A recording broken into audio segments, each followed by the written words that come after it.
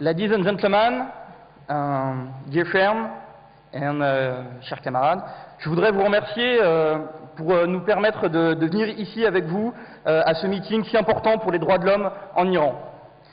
Nous ne sommes pas ici n'importe où, nous sommes dans une salle qui s'appelle la Mutualité et qui a marqué l'histoire de la France à de nombreuses reprises. En 1936, des gens ont espéré des meilleures conditions pour les ouvriers. Ils les ont obtenues. En 1968, des étudiants ont demandé ici de meilleures conditions et une vie plus libérée. Ils les ont obtenues. Dans les mêmes années, beaucoup de mouvements anticolonialistes sont venus dans cette salle, notamment pour l'Algérie et le Vietnam, et ils ont obtenu ces droits. Aujourd'hui, avec vous, nous demandons un changement en Iran et nous allons l'obtenir.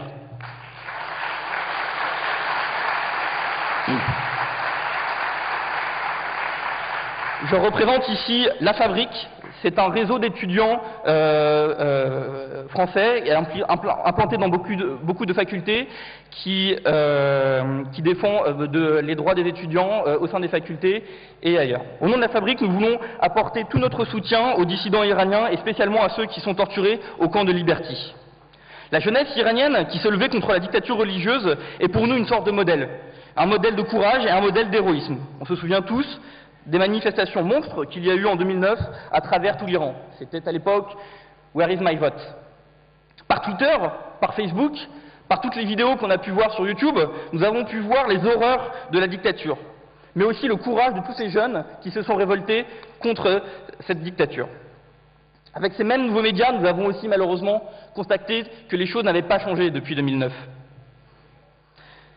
Le régime est toujours en guerre contre son peuple. Il est en guerre contre son peuple quand il censure Internet. Il est en guerre contre son peuple quand il arrête des milliers de personnes. Il est en guerre contre son peuple quand il continue les tortures et qu'il continue les exécutions quotidiennes. Et ça n'est pas possible. Nous ne pouvons pas l'accepter en tant qu'étudiants. Contrairement à ce que beaucoup de médias disent, le régime des mollahs et Hassan Rouhani lui-même n'est pas un modéré. Il y a un chiffre simple. Il y a eu 575 pendaisons cette année, ce qui fait une moyenne de 2 à 3 pendaisons par jour. L'augmentation de ces peines de mort, l'augmentation de cette pendaison sont la preuve que ce régime n'est pas un régime modéré. Cette année, le nombre de sites et de réseaux sociaux censurés a encore augmenté. Les antennes satellites qui permettaient de capter les chaînes de télévision étrangères ont aussi été fermées pour toujours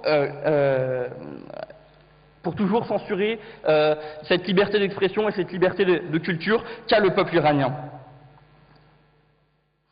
Toutes ces censures et ce niveau de répression qui augmente n'ont qu'un but, tenter de décourager toutes les aspirations au changement démocratique.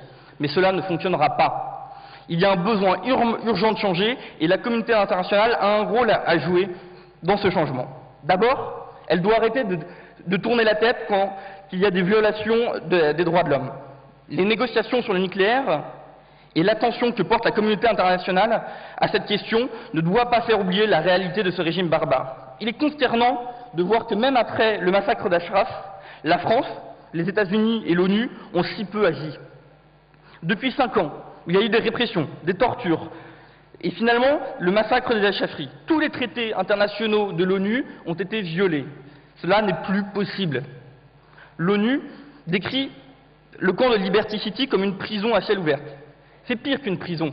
C'est une prison où il n'y a pas de visite possible des avocats. C'est une prison où il n'y a pas de journalistes qui peuvent inspecter et voir ce qui se passe. C'est une prison où même les médecins sont interdits. Le régime des mollahs envoie des missiles sur ce camp-là. Les USA, les Nations Unies ont trop longtemps fermé les yeux. Ils doivent maintenant agir. Et nous demandons à la France, qui est membre permanent du Conseil de sécurité de l'ONU, d'agir rapidement. Il est important que François Hollande, que notre ministre Laurent Fabius se mobilise urgemment pour intégrer des casques, au moins mettre des casques bleus de l'ONU à Liberty City. Et il faut le faire maintenant.